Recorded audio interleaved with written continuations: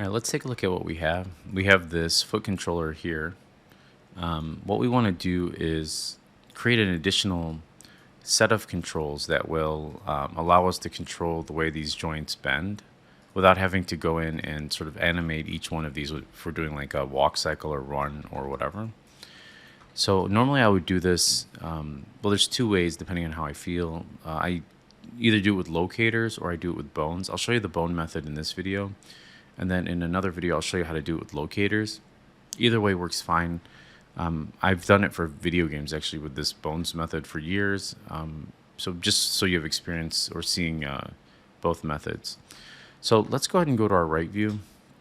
And what we want to do is create a couple more IK handles that we can use to parent to another bone chain. So it looks like I've got a random joint that kind of popped up there, maybe from before. All right, so let's go to our right view.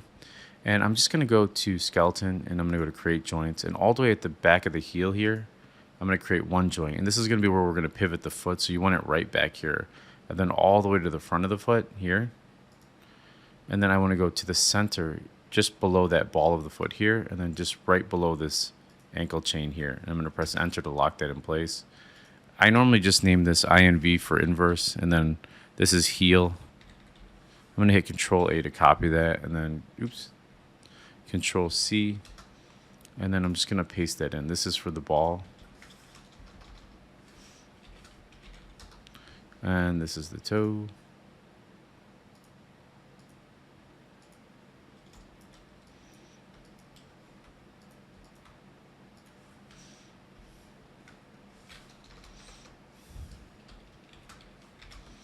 And this is the ankle.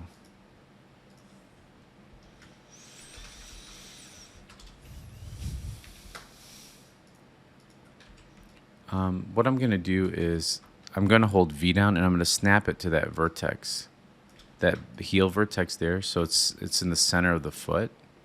Then I'm going to hold shift again and I'm going to hold V and just snap this other one here. Now what I can do is, and we can actually do L underscore. I'm not going to go back and change that just because I'm sure you know at this point how to rename things. So that we know this is R underscore, I'm sorry, and then this is L. So let's go ahead and go to our skeleton IK handle tool. Let's click up, open our options box, and we want to do a single chain solver. I'm going to close that. And the reason I'm closing it is because I can't redo action, which is hit G with that open. So I'm going to click on this, and I'm going to click on the ball here. And then I'm going to hit G, and then that'll allow me to, well, let's see. I think if I just go up here, create IK handle, it'll allow me to redo last action. So from there to the toe. So now I have two IK handles to parent this to. Two additional ones. So let's do the same thing over here. I'm going to hit G from here to the ball of the foot, and then from here to the front toe. And what we do now is, oops, wrong toe, sorry. Looks like I parented it here. There we go.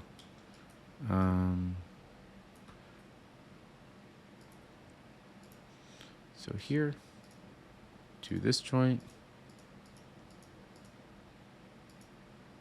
And then from this joint to this one here. There we go. Do that right over here? Yeah, there we go. Okay. All right.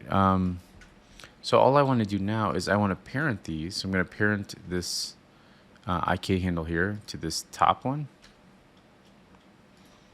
Let's see if I can get this. And then I'm going to parent this IK handle to this joint. Sorry, I want to parent the IK handle here to this inverse controller joint. Then I want to parent this to this front toe. And now what we get is we have a heel pivot where we can pivot our foot, right? We can, like this. We can do when we do our walk cycles, we have a nice little ball pivot here. And we're going to fix the skinning so this would remain flat and it won't slide. And then we have a toe pivot here. So if I select this here, we have a toe pivot. So we can pivot up on our toe. Let's see that in action one more time. I'm going to hide this. And so I'm going to select my ankle, my IK handle for my ankle. I'm going to select this and hit, oops, come on. I'm going to hit Q to get rid of that. There we go. And I'm going to hit P to pivot there. Select this guy, select this, hit P to pivot there. And now when we have this, we can do it that way. Now the next thing I do, because these joints can't, the transforms can't be frozen, I'm going to go ahead and select this and then parent that to my master foot controllers. So now I have these where I can just select that, because I'm eventually just going to hide these. And a lot of times I'll create, I'm going to hit plus to expand this a little bit so you can see that. I'll create another layer just for my joints. And sometimes I do it for all the animation joints. So now you can see I've got a flattened foot in place. And so this is kind of like one of my a little bit more favorite methods. Let me do one more thing and then we'll conclude this video. And that's going to be create pole vectors for the knees. Now, if you have your feet planted in place and you swivel your knees in your chair, if you're not using a standing desk or whatever, even that, if you're standing up, you can actually move your knees fairly independently of your feet as they're planted. So what I'm going to do is I'm just going to go to, I'll hold spacebar and do it this way. It's faster. NURBS primitive circle. And I'm going to hit R and just bring this down. And I'm going to hold V for my point snapping tool and just move it to the knee. And then I'm going to hold Shift, hold V here. And I'm going to name this one L underscore PV for pole vector. And then I'm going to name this one R underscore PV. And then I'm going to move these forward and I'm going to go to modify freeze transformation. And let's select this and the ankle IK handle. So this guy and then the IK handle for the ankle. And then you want to go to constrain. No, actually, I think it's under skeleton. Because these used to be separate. Let's see. Like the IK handles weren't in the same area.